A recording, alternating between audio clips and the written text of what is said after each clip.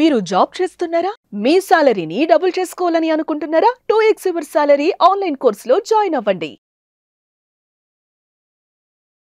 Welcome to Suman TV. నేను మీ Suman TV. Actress సౌందర్య గారు, ఆవిడ పేరు చెప్తే 2 తెలుగు రాష్ట్రాల్లోనే కాదు, యావత్ దేశం కూడా అలా జరుగుండాల్సింది కాదు అనేటువంటి విషయాన్ని ప్రతి ఒక్కరూ గుర్తు చేసుకుంటూ ఉంటారు. ఎంత చక్కగా ఉన్నారు, అలాంటి వాళ్ళు ఇప్పుడు మన తెర మీద కనిపించట్లేదే అనుకునేటువంటి ఆలోచన కూడా డెఫినెట్గా వస్తుంది. సో అలాంటి వ్యక్తి మళ్ళీ ఈరోజు న్యూస్లో తెరపైకి రావడం జరిగింది. వాడికి సంబంధించినటువంటి పూర్తి వివరాలు ఏంటి అన్నది ఈరోజు మనతో పాటు హైకోర్టు అడ్వకేట్ అలాగే రవీంద్రనాథ్ గారు ఉన్నారు. అది వారి మాటలోనే తెలుసుకుందాం. Hello sir. హాయ్ అండి నాగరాజ్ గారు. సార్, ఒక న్యూస్ అయితే నడుస్తూ ఉంది సౌందర్య గారి మీద. అటు మోహన్ బాబు గారికి సంబంధించినటువంటి కొన్ని వార్తా కథనాలు కూడా వస్తూ ఉన్నాయన్నమాట. వీటికి సంబంధించినటువంటి వాటిల్లో ఏం జరిగింది, ఎందుకు న్యూస్ హైలైట్ అవుతుంది? జల్పల్లిలో ప్రాపర్టీ మోహన్ బాబు గారి యొక్క ఓన్ ప్రాపర్టీ. ఇది పాయింట్ 1. పాయింట్ 2 మోహన్ బాబు గారు. పాయింట్ 3 మరణించినటువంటి సౌందర్య గారు. ఇవి 3 ఒక ట్రయాంగిల్గా ఉన్నటువంటి విషయం. ఎవరికి ఎక్కడ సంబంధం లేనట్టుగా కనిపిస్తుంది. ఇది ఇలా ఉంటే ఖమ్మం జిల్లా సత్యనారాయణపురం గ్రామంలో ఒక వ్యక్తి, ఇతను మరణించినటువంటి సౌందర్య గారు మోహన్ బాబు గారు వల్ల మాత్రమే చనిపోయారు అని చెప్తూ జల్పల్లి నివాసం, ఆయన ఏదైతే ప్రాపర్టీ ఉందో జల్పల్లిలో ఉన్నటువంటి ఆయన హౌస్ ఏదైతే ఉందో దానికి లింక్ చేస్తూ ఈ రెండింటికి కారణం ఆ ప్రాపర్టీ వల్లనే సౌందర్య గారు ఆవిడ ప్రమాదంలో చనిపోవడానికి మోహన్ బాబు గారే కారణం అని చెప్తూ ఈ యొక్క 3 పాయింట్స్కి సంబంధం లేని 4th పర్సన్ ఎవరైతే ఖమ్మం జిల్లాలో ఉన్నారో ఆ సత్యనారాయణపురం ఉన్నటువంటి ఒక వ్యక్తి ఆయన కేసు పెట్టడం. ఇది 4 రకాల విషయాలు ఇవి యాక్చువల్గా. అంటే ఎప్పుడో జరిపోయింది. ఏప్రిల్ 17, 2004 నాడే సౌందర్య గారు ఒక ప్రమాదంలో చనిపోవడం జరిగింది. ఒక హెలికాప్టర్ ప్రమాదంలో చనిపోయిన సంగతి మర్చిపోతున్నారు జనాలు కూడా. కొత్త సినిమాలు రావడం, కొత్త నటీనటులు రావడం, ఎప్పుడో ఏడాదికి ఒకసారి గుర్తు సందర్భంలో కంపేర్ చేసుకున్నప్పుడు మహానటి సావిత్రి గారితో పోలీసు సౌందర్య గారిని గుర్తెచ్చుకుంటాం. కానీ నిన్న రీసెంట్గా దీనికి సంబంధించిన విషయం ఏంటంటే ఈ 3 విషయాలను లింకప్ చేస్తూ ఆనాటి సౌందర్య గారి యొక్క మరణానికి ప్రధానంగా మోహన్ బాబు గారే కారణం అని చెప్తూ కూడా ఈయన కోర్టులో ఖమ్మం జిల్లా సత్యనారాయణపురం యొక్క రూరల్ పోలీస్ స్టేషన్కి వెళ్ళి ఆయనగా కంప్లైంట్ చేశారు. ఈ యొక్క కంప్లైంట్ అటు సినిమా ప్రముఖుల్లోనూ అదేవిధంగా రాజకీయ ప్రముఖుల్లోనూ కూడా ఒక తీవ్రంగా ఒక దిగ్భ్రాంతిని కలిగించేసే ప్రయత్నం జరిగింది. అసలు ఎవరికి సంబంధం ఈ వ్యక్తి ఎందుకు కంప్లైంట్ చేశారు? అసలు నిజానికి మోహన్ బాబు గారు ఆనాటి సౌందర్య గారి యొక్క ప్రమాదానికి ఈ నిజంగా మోహన్ బాబు గారి కారణమా? అంతేకాకుండా ఈ ప్రాపర్టీ వివాదాలు కలిసి ఉన్నాయంటే కొంతవరకు డౌట్ఫుల్గా ఉన్నప్పటికీ కూడా మన యొక్క సౌందర్య గారి యొక్క భర్త గారు దీనికి ఇమీడియట్గా నేను ట్విట్టర్లో ఒక పోస్ట్ చేస్తూ దీనికి మోహన్ బాబు గారు సంబంధించింది ఎటువంటి వివాదాలు లేవు, మాకు వారి మధ్య ఎటువంటి వివాదాలు లేవు అని చెప్పి నిన్న నైట్ ఒక ట్విట్టర్లో పోస్ట్ పెట్టిన తర్వాత కొంతవరకు సినిమా రంగం నుంచి ఒక క్లారిటీ అయితే వచ్చింది. అయితే అసలు విషయం ఏమిటి, అసలు సౌందర్య గారికి మోహన్ బాబు గారికి మధ్య ఉన్నటువంటి విషయాలు ఏం జరిగాయి అన్నది నేను నాకు తెలిసినంత మేరకు వివరించే ప్రయత్నం చేస్తాను నాగరాజు గారు. అయితే సౌందర్య గారు అదేవిధంగా మోహన్ బాబు గారి కాంబినేషన్లో చిట్ట చివరి సినిమా శివశంకర్ అని ఒక సినిమా వచ్చింది. ఆ సినిమా క్లైమాక్స్ ఇంకా షూటింగ్ కాకుండానే అనుకోకుండా ఈ అనుమానాస్పదంగా అనుకోకున్నటువంటి ఒక విషయంలో ఆవిడ చనిపోవడం జరిగింది. అయితే దీనికి రాజకీయ రంగం ఎందుకు పులుముకుందంటే ఆవిడ కొద్ది సంవత్సరాల క్రితం, ఒక 2 ఏళ్ల క్రితమే ఆవిడ అంతకుముందు టీడీపీలో వర్క్ చేశారు. సౌందర్య గారు టీడీపీలో వర్క్ చేసిన తర్వాత మళ్ళీ బీజేపీ యొక్క సైద్ధాంతిక విధానాలు నచ్చాయని చెప్పి ఆవిడ బీజేపీలో జాయిన్ అవ్వడం, కరీంనగర్ నుంచి పోటీ చేస్తున్న విద్యాసాగర్ రావు గారికి ఆయనకి రాజకీయాల్లో ప్రమోట్ చేసే భాగంగా ఆవిడ బెంగళూరు నుంచి ఒక హెలికాప్టర్లో రావడం, అంటే బై రోడ్డు కాకుండా బెంగళూరు నుంచి రావడం, బెంగళూరు నుంచి ఫ్లైట్ తీసుకొని ఆవిడ కరీంనగర్ యొక్క అవుట్స్కట్స్ గాంధీ ఆసుపత్రి ప్రాంగణంలో కుప్పకూలిపెట్టే ప్రమాణంలో అనుకోకుండా ఆయిల్ ట్యాంకర్ కూడా పేలింది. ఆవిడ అక్కడ హఠాన్ మరణం చెందడం కూడా జరిగింది. అయితే ఈ యొక్క మొత్తం ఈ స్టోరీలో ఏం జరిగిందంటే బెంగళూరు నుంచి ఆవిడ కరీంనగర్ వరకు ట్రావెల్ చేసిన హెలికాప్టర్ అప్పటికి ఆవిడ ప్రెగ్నెంట్గా కూడా ఉన్నారు. ఒక 4 months క్యారింగ్ చేస్తున్నారు ఆవిడ, ప్రెగ్నెంట్గా ఉన్నటువంటి సౌందర్య గారు కూడా సమయంలో. సో ఇటువంటి సందర్భంలో దీనికి ప్రధాన కారణం ఎవరైతే మోహన్ బాబు గారు ఉన్నారు అని చెప్తారు.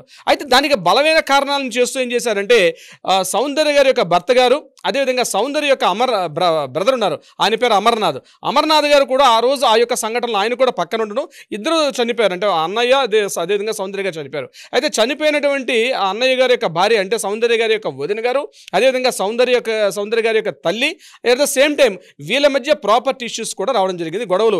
దీని మీద 2013 వరకు కూడా కోర్టులో కొద్ది రోజుల పాటు వివాదాలు జరిగాయి. భాగ పంపకాల విషయంలోనూ ప్రాపర్టీస్ విషయంలో కూడా, అంటే బెంగళూరులో ప్రాపర్టీస్ ఈ ప్రాపర్టీస్ సంబంధించి. అయితే ఈ మధ్యలో మోహన్ బాబు గారు ఎంట్రీ ఎందుకు జరిగిందంటే ఈ జల్పల్లిలో ప్రాపర్టీ ఏదైతే ఉందో ఈ ప్రాపర్టీకి సంబంధించి మోహన్ బాబు గారు సౌందర్య గారిని కలిసి ఇక్కడ ఇన్వెస్ట్ చేస్తే బాగుంటుంది, హైదరాబాద్ తొందరలో డెవలప్ అవుతుంది, నేను కొంత ఇన్వెస్ట్ చేస్తానంటే పక్కనే ఉన్న స్థలంలో మోహన్ బాబు గారు ఒక 4 ఎకరాలు కొనుక్కోవడం, ఆ 4 ఎకరాల కంటిన్యూషన్ ఉన్న సర్వే నెంబర్లోని జల్పల్లిలో ఉన్నటువంటి అంటే శంషాబాద్ దగ్గరగా ఉన్నటువంటి జల్పల్లి దగ్గర ఉన్నటువంటి ఏరియాలో 6 ఎకరాల స్థలాన్ని సౌందర్య గారిని కొనిపించడం కూడా జరిగింది. అయితే కొంత అక్కడ 6 ఎకరాలు 4 ఎకరాలు కలిసి మొత్తం 10 ఎకరాల స్థలంలో జాయింట్గా కూడా ఒక అంటే జాయింట్ ఇన్వెస్ట్మెంట్ కూడా చేశారు. Soundarya garu at the same time Mohan Babu garu కలిసి ఈ 6 ఎకరాల స్థలంలో కూడా ఇన్వెస్ట్ చేశారు. మొత్తం 10 ఎకరాలు తీసుకున్నారు. అయితే అనుకోని హఠాత్మరణం అయిపోయిన తర్వాత ఈ ప్రాపర్టీ ఎవరికి చెందుతుందనే విషయం మీద ఈయన ఇమీడియట్గా వీళ్ళని అప్రోచ్ అవ్వడం, ఆ ప్రాపర్టీని అంటే ఇంతకుముందు కొన్ని విషయాలు కూడా జరిగినాయి. ప్రాపర్టీ బాగా పెంపకాలు రకరకాల ఇష్యూస్ జరిగాయి. సో ఇటువంటి ఇష్యూస్ ఈ ప్రాపర్టీ మీద జరగకుండా ఉండాలని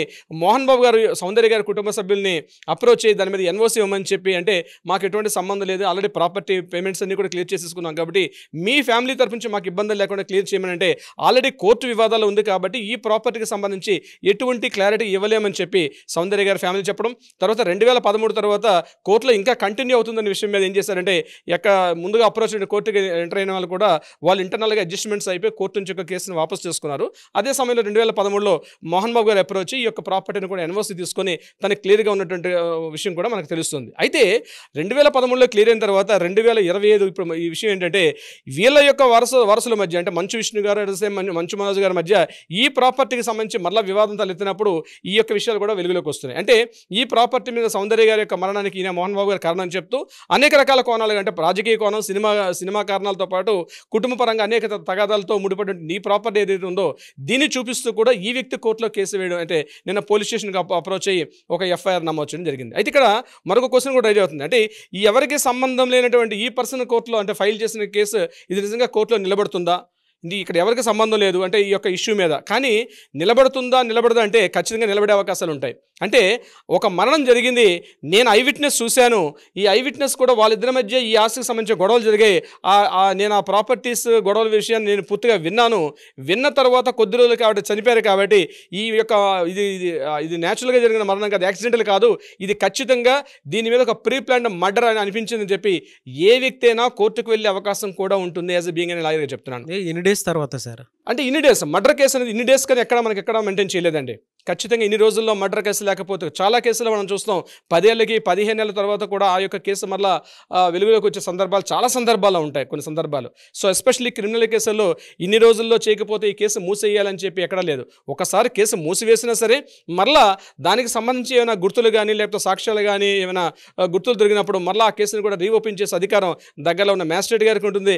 at the same time justice గారికి ఉంటే వాళ్ళకి కూడా అవకాశం ఉండే ఉంటుంది. సో పోలీస్ స్టేషన్లో అప్లై చేసినప్పుడు పోలీసులు తప్పనిసరిగా తీసుకునే అవకాశం కూడా ఉంటుంది దీని మీద ఎఫ్ఐఆర్. సో సంబంధించిన వ్యక్తి కాబట్టి ఫైల్ చేశారు కాబట్టి ఆయనకే సంబంధం లేదని కాదు. అయితే అది కోర్టు ప్రూవ్ చేస్తుంది దీని మీద ఈ సాక్ష్యాధారం కరెక్టా కాదా అన్నది అది విచారణలోను క్రాస్ ఎగ్జామినేషన్ తెలుస్తుంది కాబట్టి that is secondary part. But దీని మీద రీఓపెన్ చేసే అధికారం మాత్రం తప్పనిసరిగా ఉంటుంది. బట్ నిన్న సౌందర్య గారి యొక్క భర్త గారు దీని మీద మాకు మోహన్ బాబు గారికి మధ్య ఎటువంటి వివాదాలు లేవు, ఆస్తి సంబంధించింది ఇది కేవలం ఒక ఫేక్ న్యూస్ అన్నట్టుగా ఆయన మాట్లాడడం జరిగింది. బట్ ఏదేమైనప్పుడు ఒకటి కోర్టుకి అప్రోచ్ అవుతారా పోలీసులు లేదా ఇక్కడే ప్రైమరీ స్థాయిలోనే దీన్ని క్లోజ్ చేస్తారని తర్వాత మన తొందరలో తెలిసే అవకాశం అయితే ఉంటుంది. నాగరాజ్ గారు దీని చుట్టూ అన్ని రకాల కోణాలు ఉన్నాయని చెప్పడంలో ఏమాత్రం సందేహం లేదని చెప్పొచ్చు అంటారు. అంతే కదా సార్, అంత రాజకీయ కోణం ఉంది. సినిమా అంటే యాక్చువల్గా సినిమా వ్యక్తులు అంటేనే సెలబ్రిటీస్, పబ్లిక్లో చాలా తెలిసి ఉంటారు వీళ్ళందరూ కూడా. At the same time properties issue, ఒక మర్డర్ జరిగిందా లేకపోతే యాక్సిడెంటల్గా జరిగిందని చెప్పి కేసును క్లోజ్ చేసేసారు అప్పట్లో.